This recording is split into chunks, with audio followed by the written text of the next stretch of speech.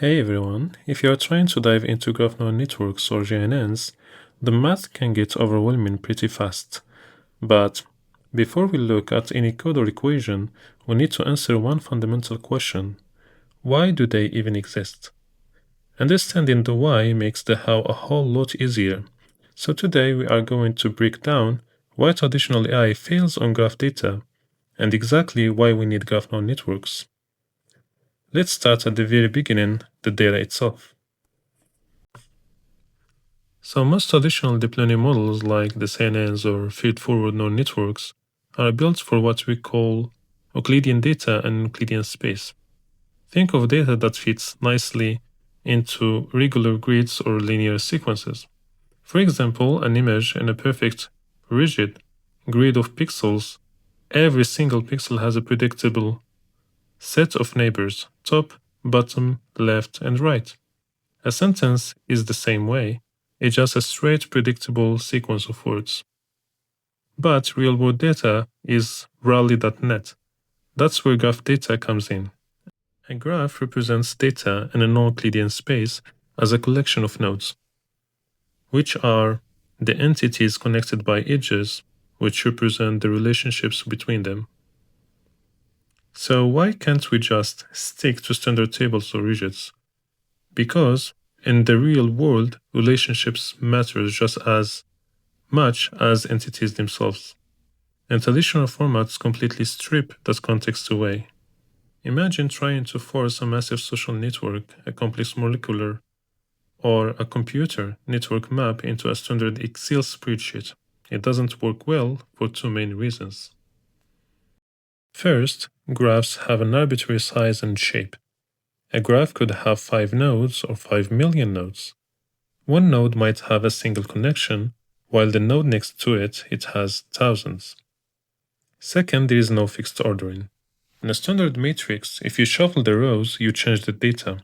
But in a graph, if you move the visual positions of nodes around while keeping their connections the same, it's still the exact same graph. This concept is called permutation invariance. This brings us to the core problem.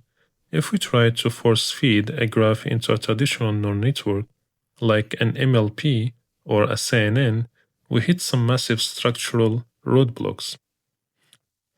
The first instinct you might have, can't we just represent the connections as an adjacency matrix, using ones for links and zeros for no links, flatten it, and feed it in?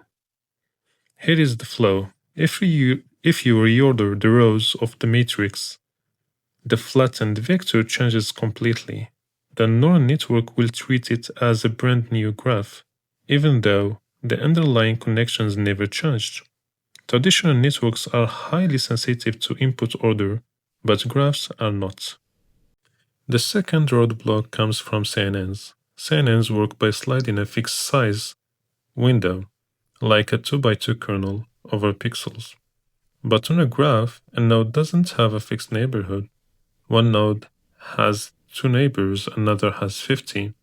You physically cannot slide a fixed size filter over a structure that changes its shape at every single step.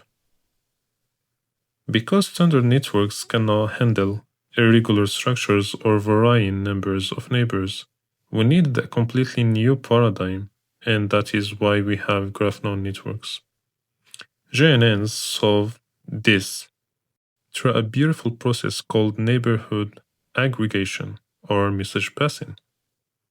Instead of sliding a rigid grid filter, a GNN allows each individual node to look at its immediate neighbors, grab their features, and combine or aggregate them to update its own hidden state or its own understanding.